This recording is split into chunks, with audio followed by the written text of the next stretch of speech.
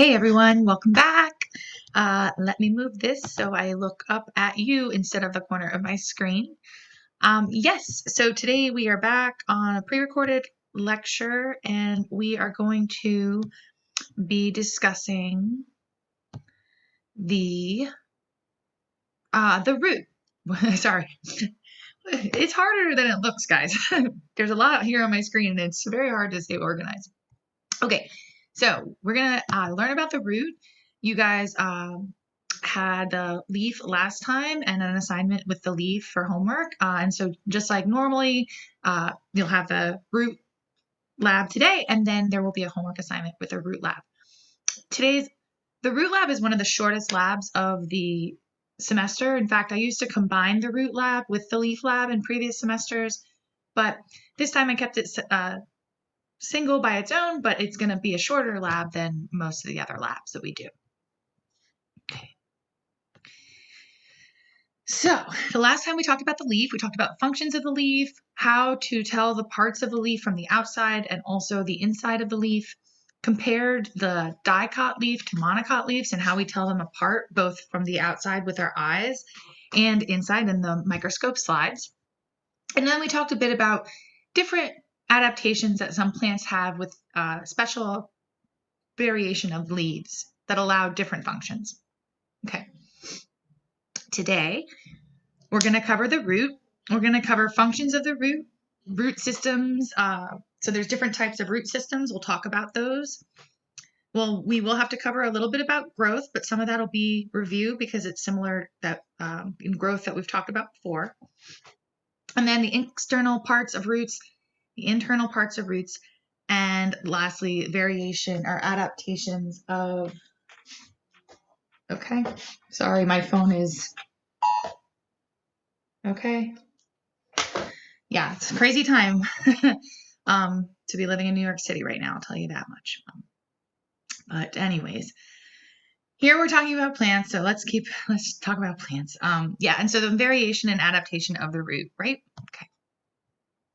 So, as your lab mentions, and as you probably know, the root is on the underground, right? The root is the underground portion of the plant.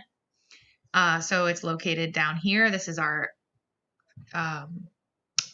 plant representative that we looked at before to learn the different parts of the plant body.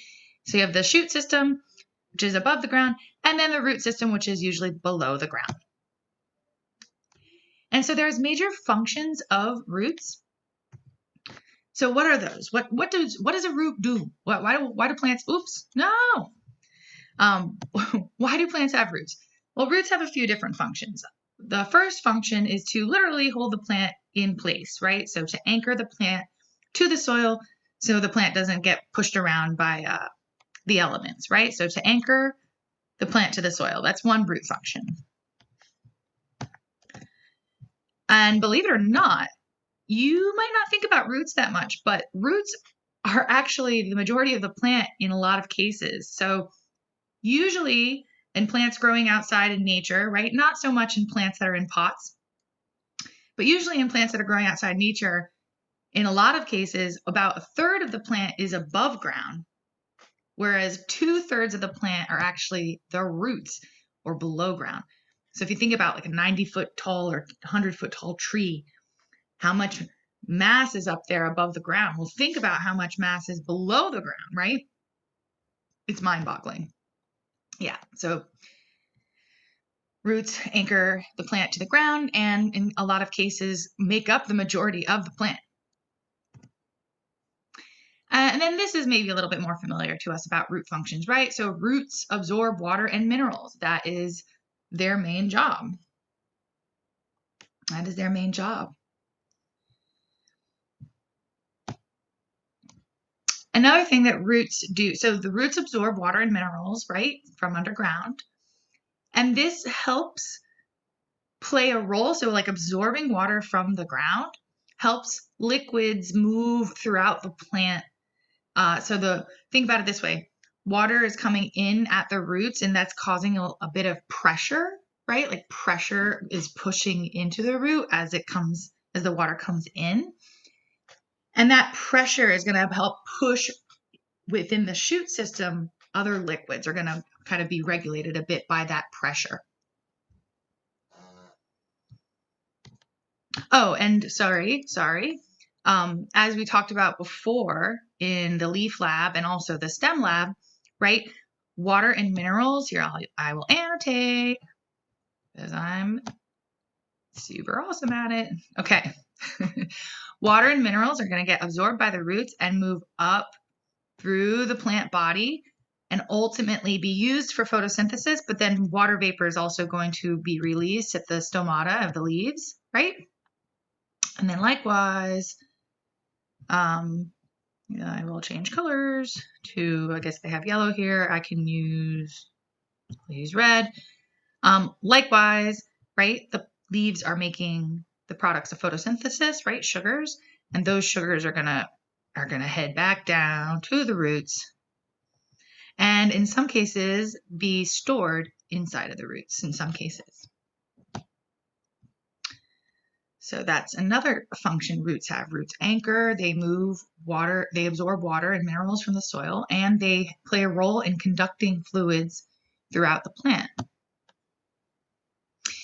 This is just a more professional slide showing exactly what I drew on the previous slide, but it shows it in a little bit more detail. So I will use blue again, right? Here is water and minerals that are getting absorbed up by the root, right? All the way up through the stem into the leaves. And there's that H2O, right? It's water vapor getting released by the leaves. And this over here, oops, I probably shouldn't have drawn that because I just covered the hole, but that is a slide through a leaf, right? Like a diagram of a microscope slide through a leaf.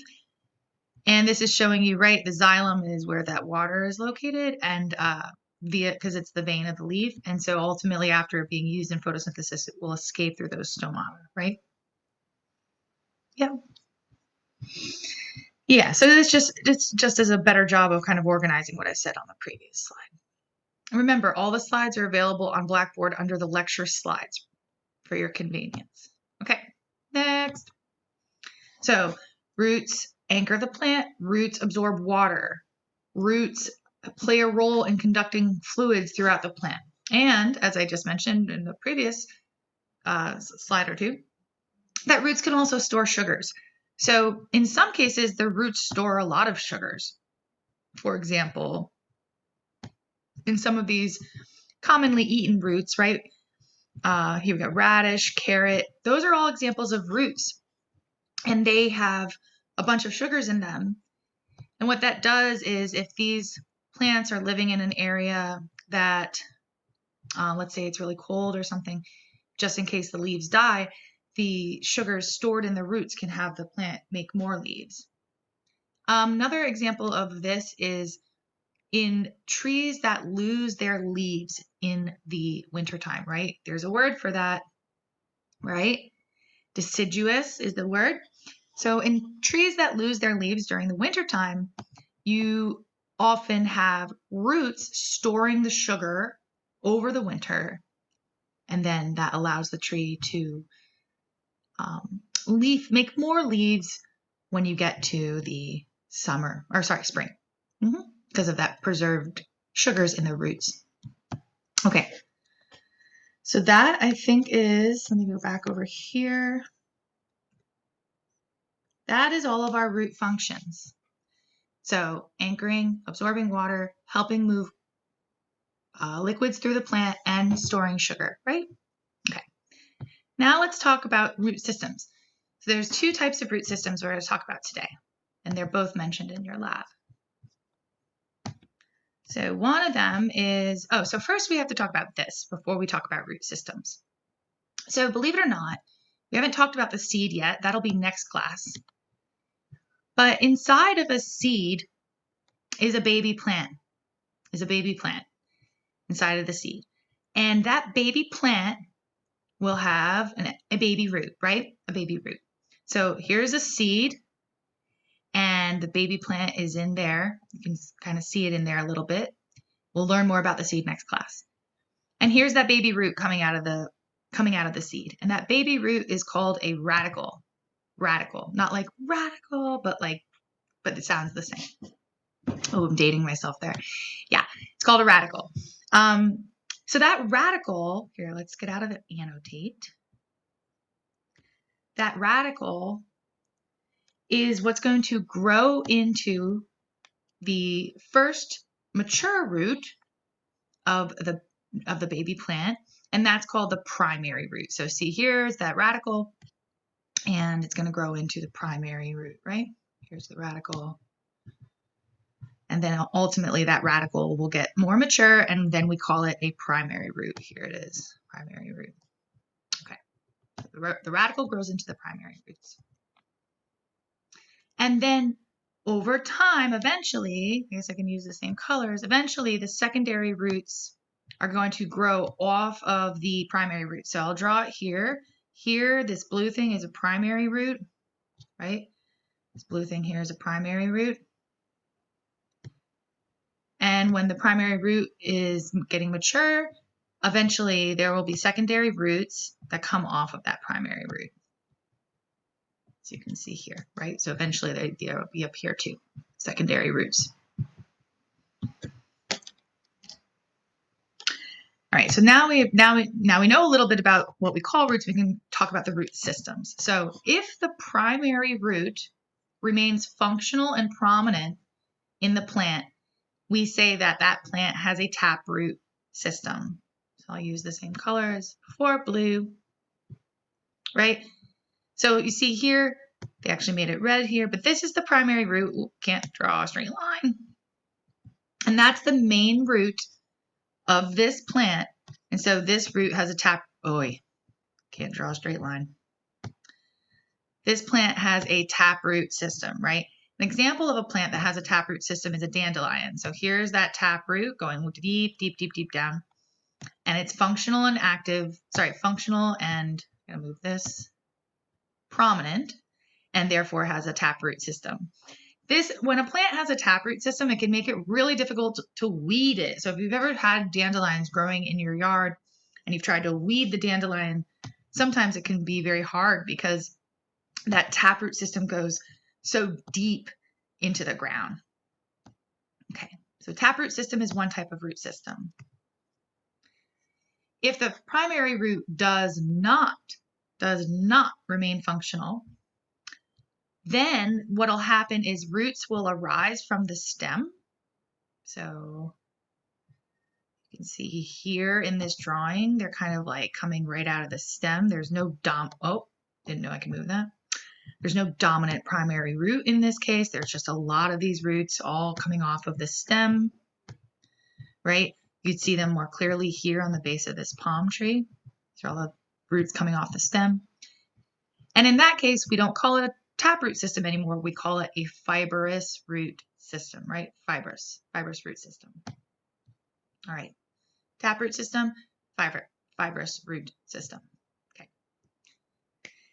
So that's those things. Now we will talk about root growth and regions, which your lab also does mention, but I kind of organized it a little differently in this talk. All right. So remember when we talked growth in the shoot system? And remember we talked about the apical meristem in that shoot system. If you're having a hard time remembering that, go back to the second class for the stem. But the root also has an apical meristem. So the apical means it's on the tip or the apex. So if this is a plant, here's a plant, right? And I'll use a slightly different color for the roots. What color? I'll use kind of this olive color for the roots. Here's a plant. The plant has 2 points. It has 2 apexes. It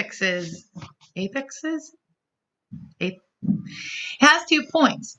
It has 1 point at the top, right? And it has 1 point at the bottom, the main points. Top of the shoot system, top of the root system. And at both those locations, there is an apical meristem. So there's an apical meristem in the shoot system, and there's an apical meristem at the root system. All right. And similar to the exact same primary meristems that were made at the shoot system, the root apical meristem makes the same 3 primary meristems that we've already talked about in the shoot system. So that's nice. It's convenient. Those 3 primary meristems are the protoderm, which remember I said is the beginning of derm, right? The beginning of skin. So protoderm, ground meristem, and procambium. In the stem, the protoderm made epidermis. In the stem, the ground meristem made cortex and pith. And in the stem, the procambium made xylem and phloem tissue.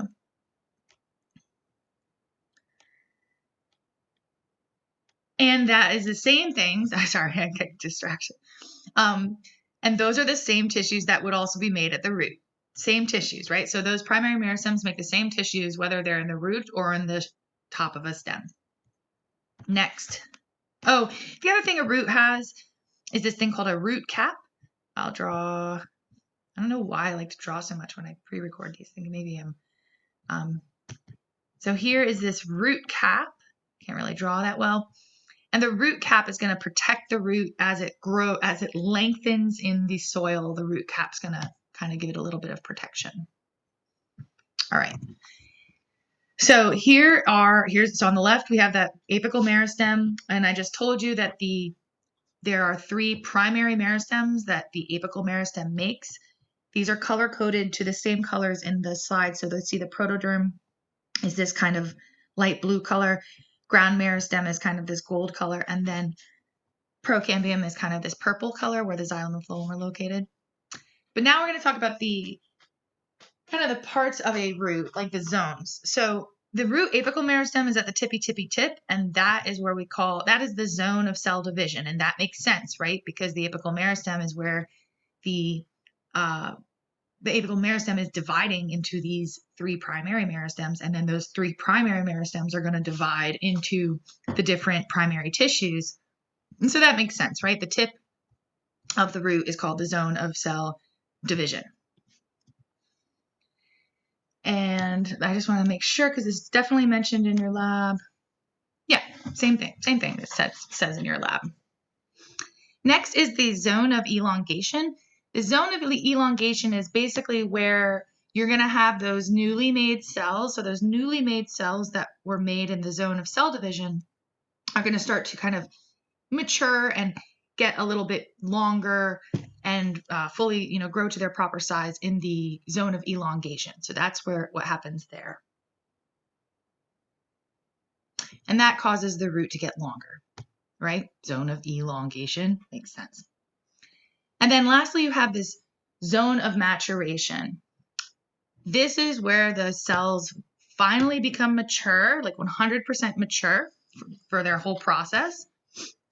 And this is also the region where these structures called root hairs appear. Notice in this slide that the root hairs are the same color as the epidermis, right? Because the root hairs are part of that epidermis. So if they're part of that epidermis, we know that the root hairs were made by that protoderm meristem, right? Don't worry about the word stele. That just is another way of saying the vascular tissue. So the stele is just the location of xylem and phloem. You don't need to know that term. Just know that that is still xylem and phloem in the middle. All right. What do we got? Oh yeah, root hairs. So root hairs are cool. Root hairs are super cool. On the left here, you have this is a little baby seedling, right? So this is the radicle. This was the radical, and now it's the primary root. And we have root hairs appearing, so we're already into the zone of maturation, right? So it's already a mature primary root with root hairs. You might think to yourself, well, are root hairs secondary roots? I thought Rebecca said that primary roots grew and then secondary roots grew off of primary roots, right? So are root hairs secondary roots? No. Root hairs are, as I said on the previous slide, extensions of the epidermis, whereas a secondary root is an actual whole root is just growing off of the primary roots. They're way more substantial, right? If we go back to this here, right? These, yeah. If we go to this thing here, these things coming off, look at this secondary root here. Let me use, I used green before for a second. Look at this secondary root here. This secondary root is substantial. This is another one here, or they say tertiary. Don't worry about tertiary root. Secondary roots. Secondary roots are going to have all the same tissues as a primary root. They're going to have epidermis. They're going to have cortex. They're going to have vascular system of xylem and phloem, right? Because they're proper roots. Secondary roots are proper roots, right? Secondary root. Don't worry about the fact that it says secondary taproot. Just know there's primary roots and secondary roots, right? Primary roots, secondary roots. So secondary roots have all the proper parts of a root, right? They have all of these parts. They have all of these zones. So root hairs are extensions of the epidermis, and they will be on both primary and secondary roots and tertiary roots if you have tertiary roots.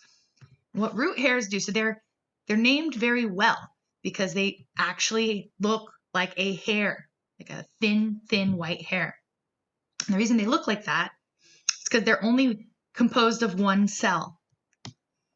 And what they do is they allow the root to access a lot more surface area of the soil and therefore access more water. So if you want to access more water, you have to get into the crevices of all the different of the soil, and root hairs allow them to do that. And when I said that the root hair is one cell composed of one, let's use another color. Root hair is, here we'll use red. That the root hair is composed of a single cell. So look, this is the epidermis here. This is an epidermis in the root, this layer. But look, hey, no, sorry, I'm getting excited. Normal epidermal cells are just little rectangles, but the epidermal cells that have a root hair will over time kind of lengthen out into this thin white hair. And so that is a cell that makes up one of these root hairs over here. So what does a root hair do? A root hair expands how much area in the soil the roots can get to, and therefore increase how much water the roots can get. That's one of their functions. All right. We're going to try to do this here. We're going to watch this plant grow from a seed, and I'm going to tell you some of the same parts. So I'm going to share content. I'm going to share my screen. And I'm going to share this video, which is of a bean seed growing into a bean plant. So let me turn the music down. We don't need the music. So that's the seed. The brown thing is the seed. And that thing that's starting to come out, that's the radicle, right? Or the baby root of the baby plant. And as you can see, it's growing. Now it's already a primary root, right? Look, there come the secondary roots off from that zone of maturation, right?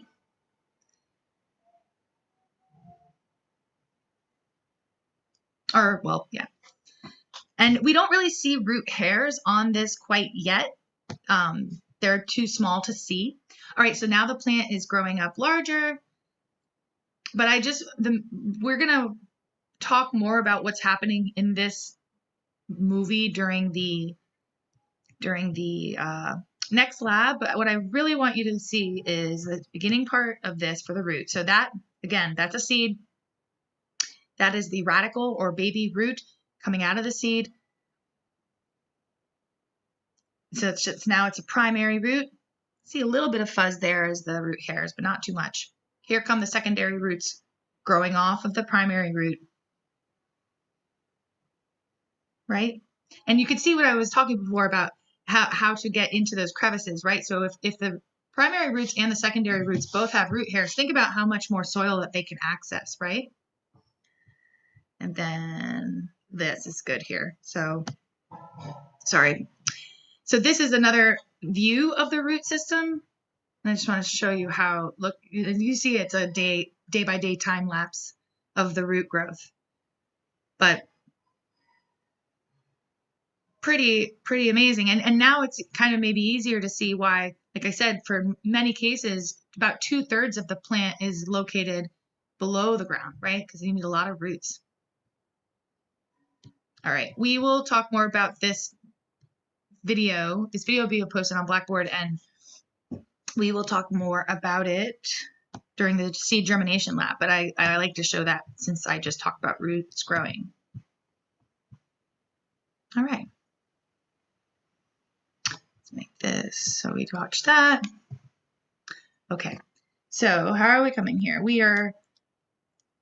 don't actually have that much left. Like I said, this is going to be a relatively short lab compared to other labs. So now we're going to compare dicot and monocot roots. Just like we compared dicot, monocot stems, and just like we compared dicot, monocot leaves, right? Okay, so here is a cross-section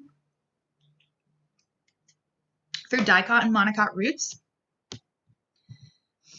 And as you can see, similar to what we observed in the stem lab, the vascular cylinder arrangement is different in the roots of dicots and monocots.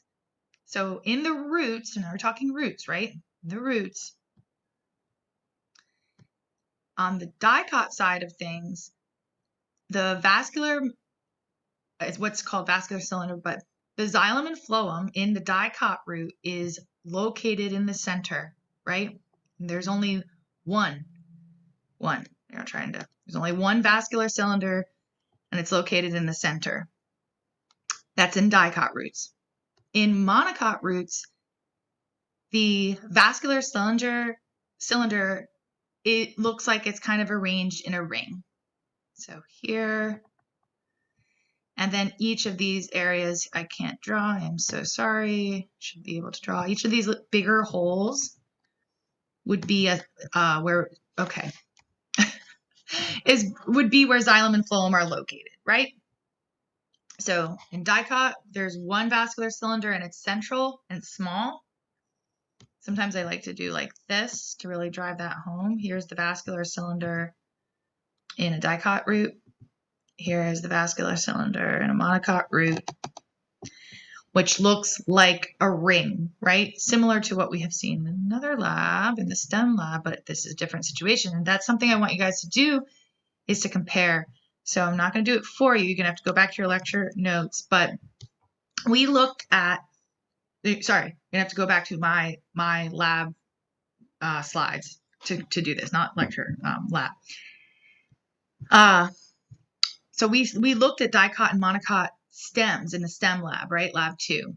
And so after you can look at your notes now or you can look at it after, but I want you to understand how the vascular cylinder is arranged in the stems compared to how it's arranged in the roots, right? For monocots and dicots, right? So we just went over how it is in the roots. How does that compare to the stem that we saw in the STEM lab? Take a look at your notes. All right. Last but not least, we're going to talk about some adaptations that certain plants have developed over time to allow the roots to do certain different functions. So one thing we should first point out is this idea of adventitious roots. Adventitious roots or prop roots. So there's two kinds. Yeah. So the word adventitious for roots means that the roots show up on the plant on an area not where you would expect the roots to show up. So adventitious roots can show up on leaves. Adventitious roots can show up growing off of the stem. Depends on what type of adventitious root you're talking about. But the word adventitious means the root is coming from a place other than where you would expect to see roots, right? Off the stem, for example. So in this case here, these are adventitious roots coming off the stem of this tree. Look at this corn on the left. This is adventitious roots coming off the stem of corn. Here's some more down here. Here's some more down here. And so if the adventitious roots, if the adventitious roots are serving to prop, see this prop roots, prop the plant up, right? Give it support, then that's what it's doing, right? It's providing additional support for the plant. So if wind was to blow on this tree, this adventitious roots coming out the bottom provide it more stability. Same idea with corn. These adventitious roots ultimately will grow into the ground like this and provide additional support for the plant. And they function like roots. They still absorb water. It's just that they also serve to help give support. Okay, enough drawing. So that's adventitious roots that serve as prop roots. In other cases, adventitious roots, which again, adventitious just means that the roots are showing up in a place that you weren't expecting to see roots, can actually help plants to climb. So the best example of this is ivy. So here is an ivy stem. Here's a stem of ivy. And look at all these fuzzy guys on it, right? Those are all roots. And they're coming directly off the stem of ivy. And in the case of ivy, what that allows it to do is those roots can kind of dig into the crevices of, say, like brick or something like that, and allow the ivy to climb up the sides of buildings. So no doubt you've seen this in some places, right? Where ivy's just growing all over the side of the building. And the way that the ivy is able to do that is because it has these adventitious roots that allow the plant to climb. This is something I already talked about, right? Food storage roots that allow plants to have resources through tough times. And again, this storing food in the roots is what allows plants that lose their leaves in the wintertime to leaf out again in the springtime, because they can pull that sugar to the tips of so look, here, I'll draw it. So let's say this tree is covered in leaves, right? And then fall happens. Oops. What's going on? And then fall happens, right? Fall happens, and all the leaves fall off on the ground, just like in this above picture, right? Before the leaves fell off, what would have happened is, I'll use purple. Food made at the leaves would have been brought down and then stored in these roots. And then the leaves would have fallen off, and then it would be wintertime. In the springtime, food that's stored in the roots will go back up to the tips of the stems, right? We'll go back up there. And that food will serve as energy so that in the spring the plant can grow new leaves and then start making its own food again via photosynthesis. So that's pretty cool.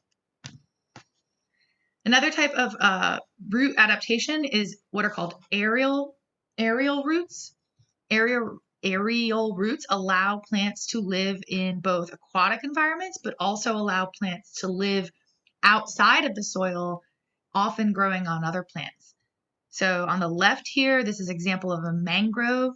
I don't know if any of you have heard of that before. If you've been in the Caribbean or down to Florida.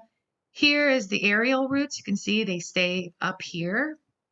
And the way that allows the plant to live in the water is that if the water, let's say the water rises, you still have some of the plants that are above the water and allows them to keep functioning. It allows the roots to still function and get oxygen, because believe it or not, roots do require oxygen.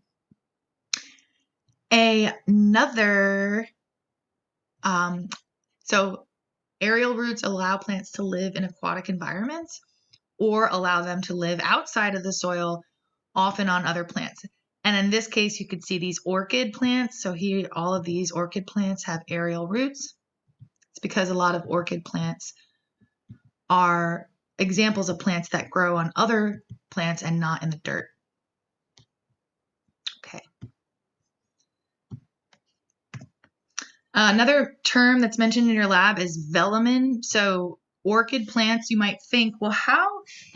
That doesn't make any sense. How, if it's just out in air, wouldn't it just dry out? Like, it's just out there in air. It's not surrounded by any moisture or anything.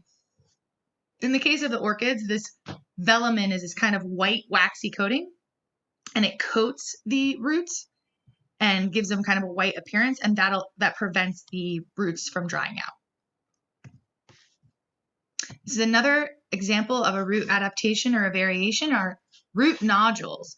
So root nodules help plants acquire atmospheric nitrogen, which is something they need. They need that to do their functions. And on this picture, the root nodules are these little round things on the root.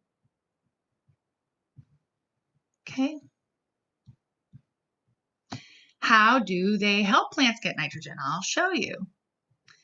So this is a very common thing in like pea plants, the legumes, like they often have root nodules. So here is these, I'll change color since this thing uses I'll use red. Each of these little round things is a root nodule. And inside of those root nodules are these bacteria. I'll use the same color. I'll use darker color. Are a type of bacteria. So inside of those root nodules are a type of bacteria. Here they are here. All these little jelly beans, blue jelly beans are the bacteria that are living inside of the root nodule. See? What those bacteria can do is they take nitrogen from the air. The bacteria take nitrogen from the air and convert it into a type of nitrogen that is usable by plants. See? So the bacteria living inside of the root nodules takes nitrogen out of the air and converts it into a type of nitrogen that can be used by plants. So that's how root nodules help plants get nitrogen. Some plants that live in aquatic environments have aquatic roots. So instead of aerial roots that allow the plant to be exposed to air and not be drowned, aquatic roots have evolved to be completely submerged. And so they can handle being completely submerged. So they won't rot away or anything like that. That's another example of root adaptation. And I think this is the last one. Yep, this is the last example of a root adaptation. Some plants rather.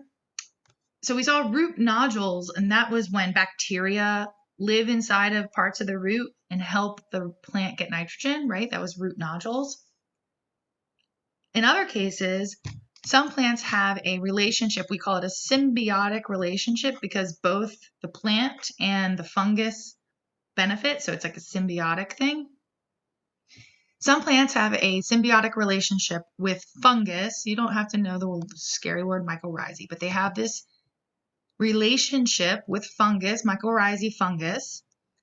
And what happens is that allows the plants to access even more of the soil, but also to share carbon.